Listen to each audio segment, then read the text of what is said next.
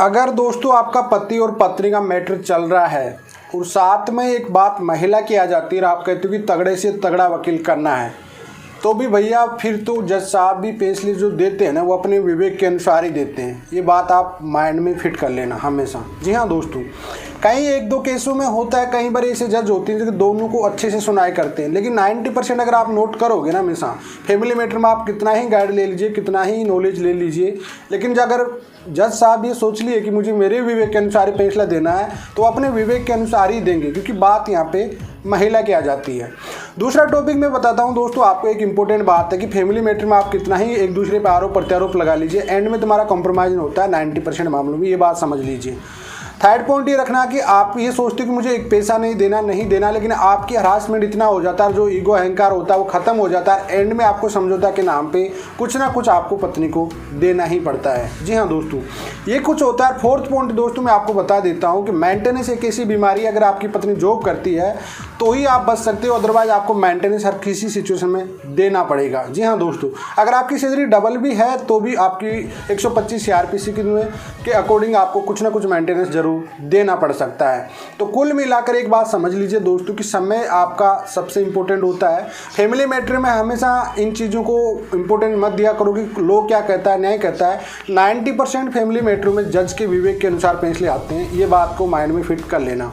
2-4% मतलब मैं 90% माना, 10% मान लीजिए कि कहीं जज साहब अच्छे से विवेक कर रहे हैं, उन पर विचार कर रहे हैं, दोनों की सुनवाई की जा रही है। अदरवाइज जो आपके इंट्री मेंटेनेंस जो बनते हैं वो 99% विवेक के अनुसार ही बनते हैं, चाहे उसमें जॉब करती हो चाहे नहीं करती हो, लेकिन 99% जो इंट्री मेंटेनेंस बनते हैं वो जज साहब के विवेक के अनुसार ही बनते हैं। तो ये बात आप हमेशा याद करना कि फैमिली मैटर में जहाँ महिला की बात आ जाती है वहाँ पे ये बात सबसे ज़्यादा समझ लेना आपको कि विवेक के अनुसार ही फैसले होंगे, ना कि कानून के अनुसार। जी हाँ, अगला टॉपिक मैं आपको बताता हूँ दोस्तों। परिवार के जो भी फैमिली मैटर होते, चाहे महिला का मामला कहीं भी आ जाते हो, तो वहाँ पे थोड़ा सा कानून झुक जाता है, थोड़ा सा कानून सपोर्ट में चला जाता है। ये माइंड में बात पट कर लीजिए। नेक्स्ट टॉपिक आपको मैं बताता हूँ, पारिवारिक मामले में अगर कोर्ट कचहरी तक आपके मामले चले जाते हैं तो 99% आपका रिश्ता नहीं बच सकता। ये माइंड में बात फिट कर लीजिए, चाहे पति हो चाहे वो पत्नी हो। घर बसाने के लिए आपको पहले सामाजिक तौर पर ही प्रयास करना चाहिए, पारिवारिक तौर पर ही प्रयास करना चाहिए। कोर्ट कचहरी से कभी किसी के घर नहीं बसते। ये पॉइंट भी आज अच्छे से याद कर लीजिए।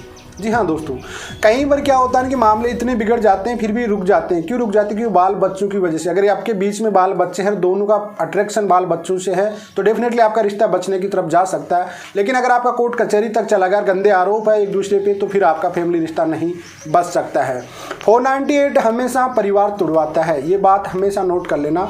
498 जैसे मामले होते हैं वो हमेशा परिवार को तुड़ाते हैं। अगर महिला के साथ गलत हो रहा है तो महिला के पास और भी काफ़ी लीगल राइट होते हैं। 151 में पाबंद भी करा सकती है, रहने के प्रोटेक्शन, वुमेन प्रोटेक्शन भी ले सकती है, सेम सिक्योरिटी होती है। लेकिन दहेज का केस ऐसी बीमारी लगी हुई है जो रिश्तों को और ज़िंदगी को ख़राब करने लग जाती है। सोचने के बाद भी लोग नहीं समझ पाते कि 498 जैसा मामला होता है वो पति पत्नी के बीच में मतभेद खड़ा करता है और साथ में दोनों परिवारों को कोर्ट कचहरी में लंबे समय तक चलाते रहते हैं। उसके बाद में कोई भी ईगो हार्ट इतना हो जाता है कि कोर्ट खुद भी नहीं चाहता कि इन दोनों को साथ रखा जाए। तो इस वजह से पारिवारिक मामलों में आपको ये नहीं कि बड़ा वकील करो, हाई फाई वकील करो, कोई मतलब नहीं है। जो होना है आप अपने विवेक के अनुसार डिसीजन लीजिए, आप अपने अकॉर्डिंग डिसीजन लीजिए, क्योंकि आप कितना ही कोशिश कर लीजिए, चार्ज जो बच्चों की कस्टडी रहेगी 90% आपको पता है 5 साल से छोटा रहता है तो वो माँ के ही पास रहेगी। बाद में अगर आप अपनी लाइफ में टाइमिंग नहीं दे पाओगे बच्चों को तो भी वो माँ के ही पास रहेगी। मतलब जिम्मेदारी आपको उठाना ही है। एक बात और समझ लीजिए आप लोग, अगर आपने शादी किया है तो कुछ बातों का बात इंपॉर्टेंट याद रखना कि अगर आपकी वाइफ जॉब नहीं कर रही है तो वहाँ पे आपको एक मेंटेनेंस की जिम्मेदारी बनती है। लाइफ टाइम अगर वो सेकंड मैरिज नहीं करती है तब तक भी। तो ये कुछ पॉइंट्स होते हैं दोस्तों जो कि फैमिली लोग को बहुत ज़्यादा एक तरफा कर देते हैं। इस बात को आप हमेशा नोट करना चाहिए कि आप कहीं से भी गाइड ले लो, कुछ भी ले लो, लोग कितना ही सीख लो, आप फैमिली से रिलेटेड कितना ही लो, कितना ही कॉन्फिडेंस ले लो, लेकिन फैसले कोर्ट में जाओगे तो आपका वो कॉन्फिडेंस होता है वो डाउन हो जाता है, क्योंकि फैसले विवेक के अनुसार होते हैं। इस वजह से सेकंड पॉइंट ये होता है कि काफ़ी पुराना लॉ होता है, काफ़ी इनकी जो 90% मामले जैसे 85% मामले झूठे चले जाते हैं, तो भी इसमें सरकार कोई भी इसमें अपडेट नहीं कर रही, क्योंकि 90% लोगों को पता होता है कि जो फैमिली मैटर्स होते हैं हस्बैंड वाइफ के, वे पर्सनल मैटर होते हैं, ईगो अहंकार के कारण होते हैं, फिर भी इनमें कोई इतना सीरियसली नहीं लिया जाता। ना ही पुलिस इसको, ना ही कोर्ट कचहरी इसको ज़्यादा सीरियसली लिए जाते। इस वजह से आपके कोर्ट लंबे समय तक चलते हैं।